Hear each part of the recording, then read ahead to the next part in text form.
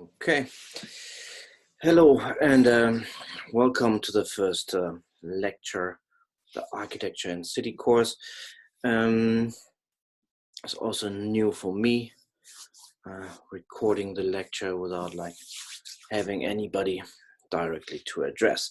Anyhow, what I'm doing is I'll give the lecture like I normally do it in the classroom.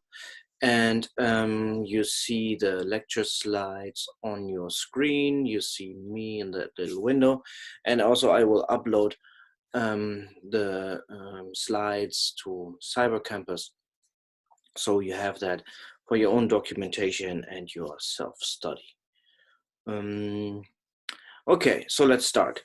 First lecture is kind of setting the ground for the rest of the course, and especially for the first half of the semester, where we are talking about different approaches to solving problems of industrialization and overcrowding.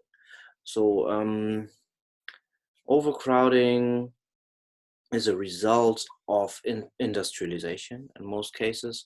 So you have this process where people start moving from the countryside to the cities, because once the factories are being built, factories need workers, and normally the better paying jobs, better living conditions are in the city.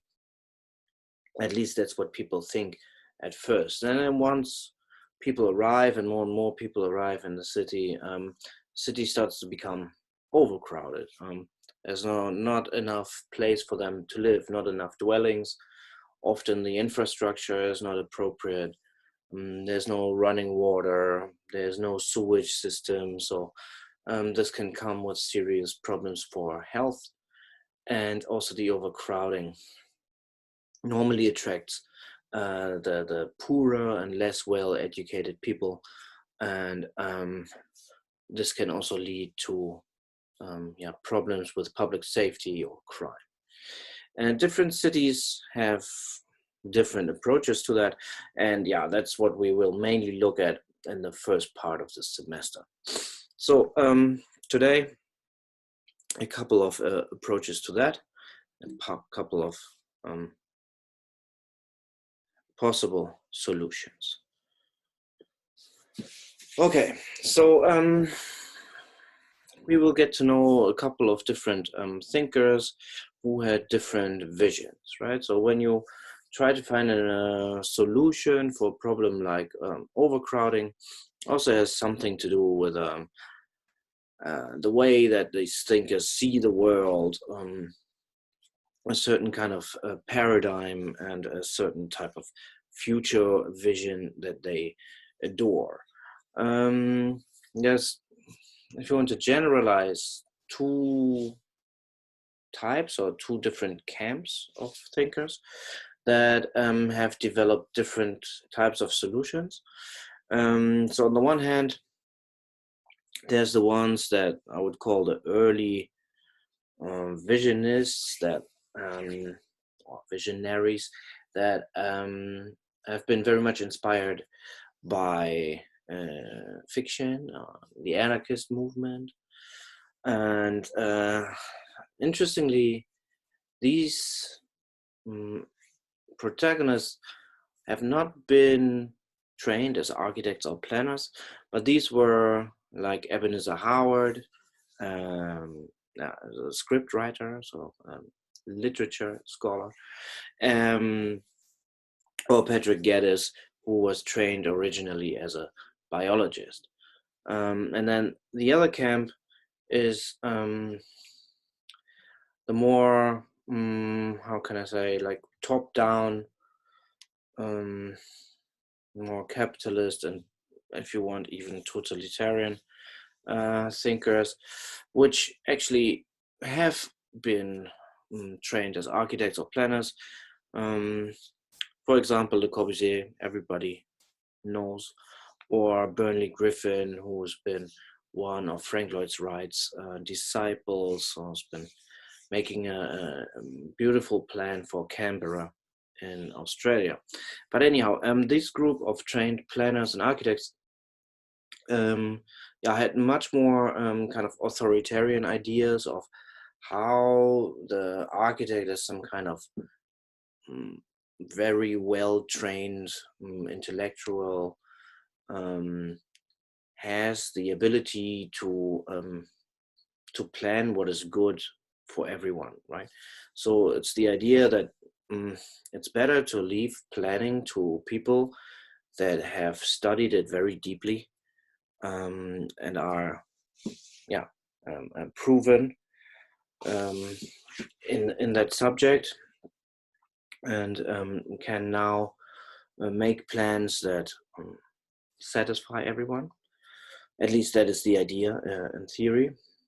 And the other group, like Ebenezer Howard, Patrick Geddes, is much more thinking that the people that use the space themselves have some kind of uh, intelligence of the everyday, from the every usage of the space in everyday. So they know what they need the best, right? It's not some highly trained intellectual from somewhere else, but actually the people that use the space on an everyday basis are the experts.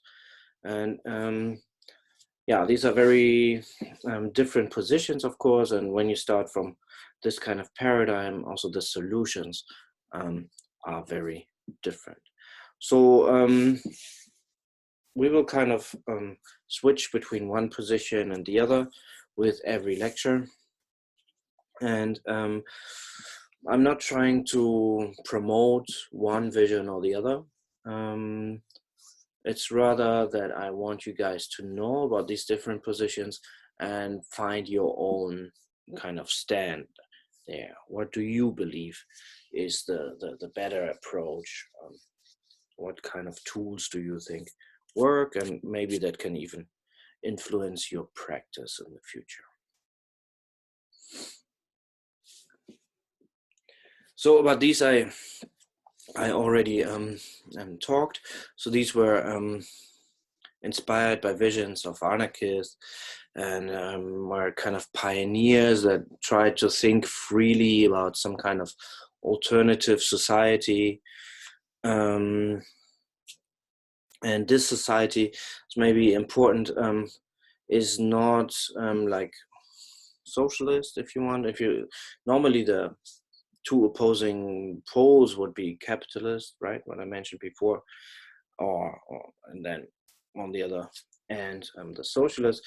But this is not what they wanted. They were more thinking about the kind of cooperative, free cooperation of people in the city.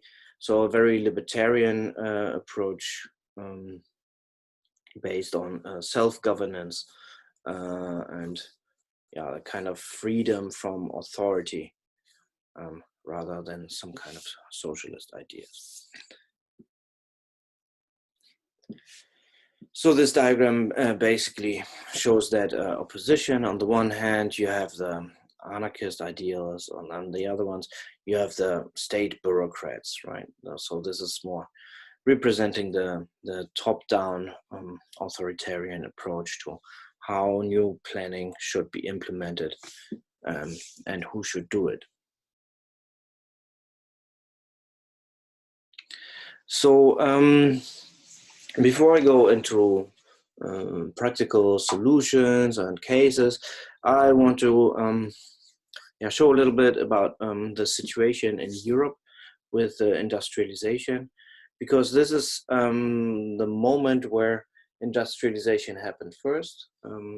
As you know from your history lessons, first it was in England, and then spread to mainland Europe, US, and all over the world.